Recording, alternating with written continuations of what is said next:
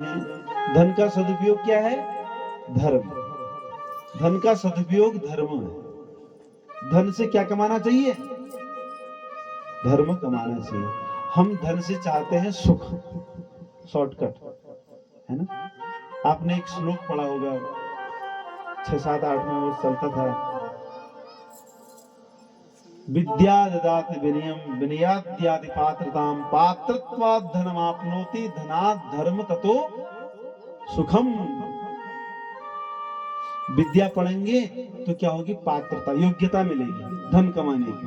मिलेगा तो उससे क्या करना चाहिए? धनात् धर्म, धन से धर्म करना चाहिए, और उसके परिणाम स्वरूप क्या मिलेगा? सुख मिलेगा, ततो सुखम। लेकिन आजकल हम क्या कर रहे हैं? धन से सीधा सुख चाहते हैं, शॉर्टकट चाहते हैं। धन से धर्म नहीं कमा रहे, धन से सुख कमा रहे हैं। तो इसलिए वो जो सुख मिल रहा है वो क्षणिक हो रहा है, और परिणाम में दुख देने वाला भी हो रहा है। इसलिए धन से क्या कमाए? धर्म कमाए। तो अब ये जो आत्मदेव है, भिक्षुको वित्तवान लोके, धनवान भी हैं लेकिन भिक्षुक भी हैं, भिक्षा मांग करके यापन कर रहे हैं। अर्थात इन्होंने धन को सही मार्ग में लगाया नहीं है, कृपण है। और इनकी पत्नी है जिनका नाम है धुंधुली। ये कैसी है? सौभाग्य स्थापिका। ठीक, हाँ, जो मैंने कह दिया वही ठीक है। अगर सूरज मैंने कह दिया कि पश्चिम से निकल रहा, तो ऐसा कहो कि पश्चिम से ही सूरज निकल रहा है। पति के लिए बड़ी समस्या है ना? होती है कि नहीं? जो पति है वही जान सकते हैं। हाँ भाई, क्योंकि उसके मुख में हमेशा लोहा रहता है ना, फिर वो जो घोड़े को ले जाने वाला होता है वो हमेशा खींचते रहता है लगाम। तो इसलिए महाराज जो पति हैं वही समस्या को समझ सकते हैं।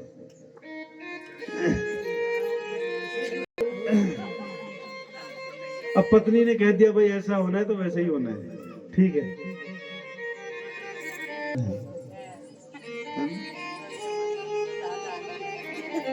तो ये जो धुंधली है सौभाग्य स्थापित, कहती है जो मैं कह रही हूं ठीक कह रही है ना? सबसे पहला इसके अंदर गुण है। लोग इसको गुण ही तो समझते हैं अपना, उनको लगता है कि जो मैं कह रहा हूं ठीक है, जबकि वो। और दूसरा,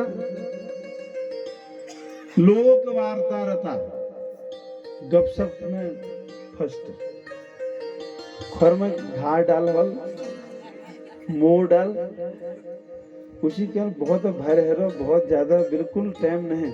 और अगर गपशप में लग जाए तो आधो घंटा निकल जाए, पत्थर लगो कि खोर में ये तरह को। तो लोग गपशप करने में परफेक्ट है। आपके यहाँ कोई नहीं है ऐसे, ये तो मुझे पता चल रहा है। यहाँ तो सब भगवान के भक्त हैं, है ना? तो लोक वार्ता गपशप करने में फर्स्ट है। और क्रूरा, बहुत क्रूर भी है, दया नहीं है किसी के ऊपर इसको।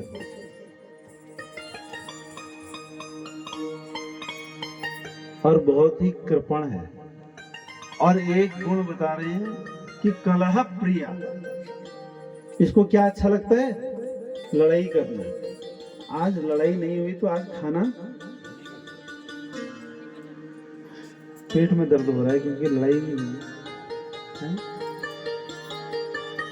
ऐसी एक धुंधली है, बहुत समय हो गया इनके कोई संतान नहीं हुई, तो आत्मदेव जी बड़े दुखी हो गए। क्या करें, बहुत उपाय भी किए, कोई संतान नहीं हुई। एक दिन घर छोड़ करके वन में चले गए, एक जलाशय में एक के पास आकर के रोने लगे, मेरा जीवन व्यर्थ है, क्या करें, जब संतान ही नहीं है तो क्या करें।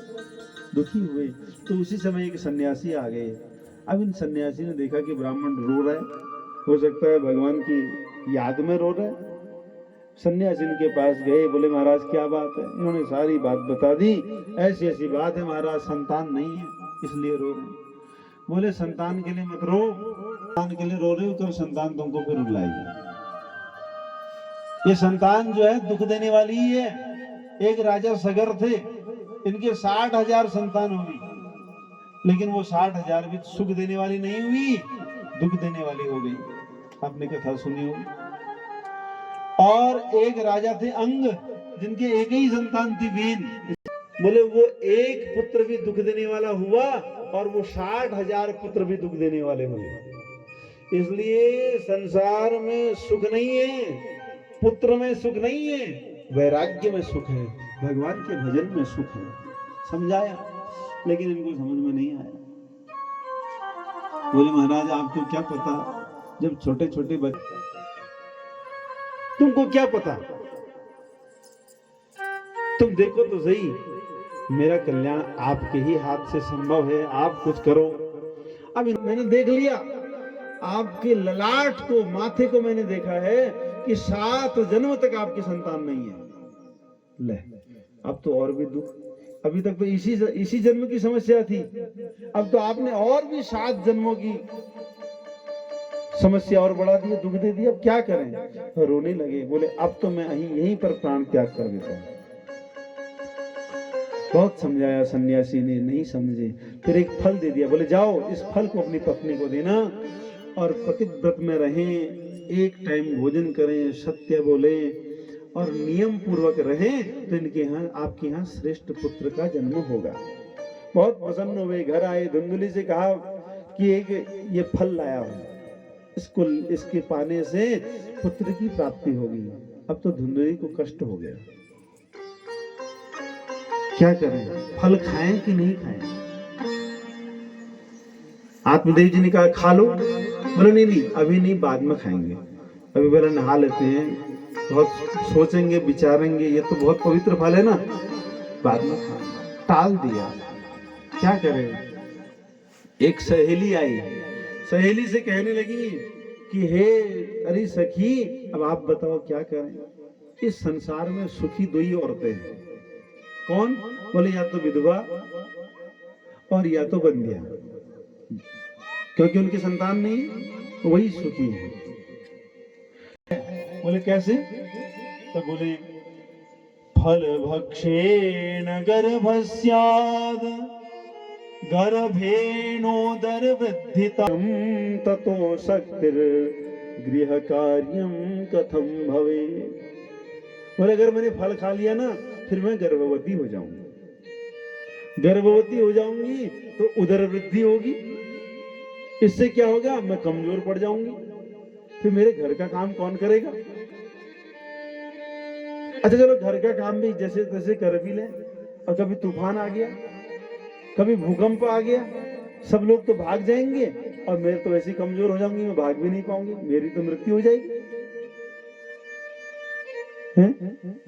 वर्ष रह गए, अब ये 2-3 वर्ष भी रह गया गर्भ में, तो मेरा तो जीना मुश्किल हो जाएगा।